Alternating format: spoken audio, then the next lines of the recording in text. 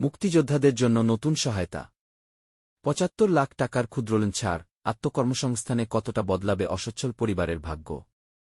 অসচ্ছল মুক্তিযোদ্ধা ও তাদের পরিবারের অর্থনৈতিক স্বাবলম্বিতা বাড়াতে নতুন পদক্ষেপ নিয়েছে সরকার।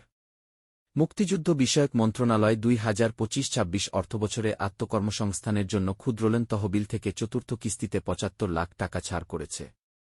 এই অর্থ বাংলাদেশ পল্লী উন্নয়ন বোর্ড বা বিআরডিবির মাধ্যমে বিতরণ করা হবে। সরকারের দাবি, মুক্তিযোদ্ধা ও তাদের পোষ্যদের ক্ষুদ্র ব্যবসা, কৃষি উদ্যোগ এবং স্বনির্ভর কর্মসংস্থানে সহায়তা দিতেই এই অর্থ ব্যবহার হবে। তবে প্রশ্ন হচ্ছে, শুধু ঋণ বিতরণ করলেই কি কাঙ্ক্ষিত ফল আসবে?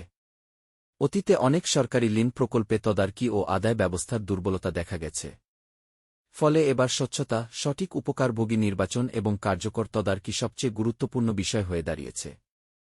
যদি প্রকৃত অসচ্ছল মুক্তিযোদ্ধারা এই সুবিধা পান, তাহলে এটি শুধু আর্থিক সহায়তা নয়, বরং তাদের মর্যাদাপূর্ণ জীবনের পথও সুগম করতে পারে।